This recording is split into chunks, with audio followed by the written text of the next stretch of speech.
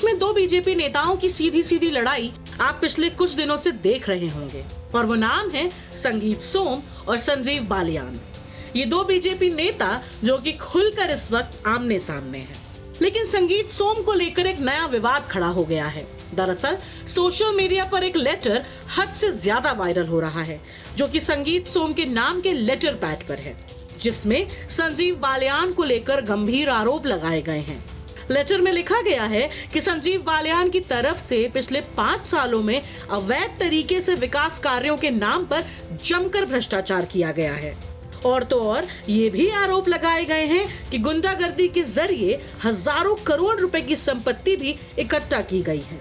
इसीलिए भ्रष्टाचार की जांच होनी चाहिए और यही कारण रहा कि पार्टी वहां से चुनाव हारी। इसके अलावा भी बहुत से आरोप इस लेटर में संजीव बालियान पर लगाए गए हैं। वहीं इस लेटर को लेकर जब हम संगीत सोम के पास पहुंचे तो सुनिए उनका क्या कहना था। मैं इस पे एफआईआर कराने जा रहा हूँ। अभी जैसा आपको बताया किसी ने ये बांटी है, मैं एफआईआर कराने जा रहा हूँ और ये गलत है, किसी की ये साजिश है, इस पर देखना पड़ेगा। संगीत जी, क्या 2027 तक के चुनाव पे भी इसका कोई प्रभाव पड़ेगा? क्योंकि कहा जा रहा है और जो ये लड़ाई लंबी चलती है तो 2027 के चुनाव में इसको देखने को मिलेगी इसकी। देखिए, मेरी तो लड़ाई नहीं है, अगर उनकी कोई लड़ाई हो तो वो बता पाएंगे। मैं तो भारतीय जनता पार्टी का कार्यकर्ता हूँ, अपनी पार्टी के लिए काम कर रहा हूँ। 27 में भी सीटें, जिस सीट पे हमें जिम्मेदारी दी जाएगी उसे जिताने का काम करेंगे, जहां भी जिम्मेदारी दी जाएगी। आपको बता दें कि संगीत सोम ने तो साफ साफ कह दिया कि मेरा इससे कोई लेना देना नहीं है।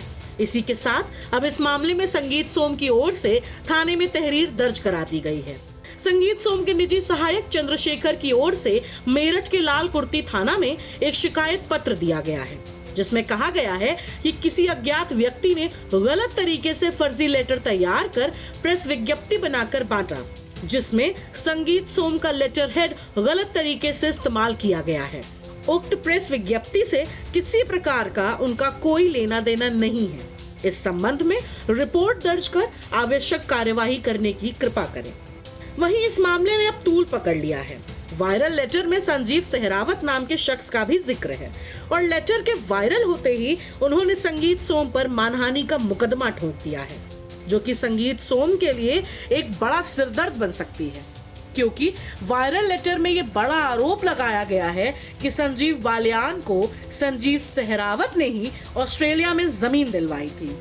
दरअसल लेटर वायरल होते ही 10 करोड़ की मानहानि का नोटिस दिया गया है, जिसमें 7 दिन में जवाब मांगा गया है।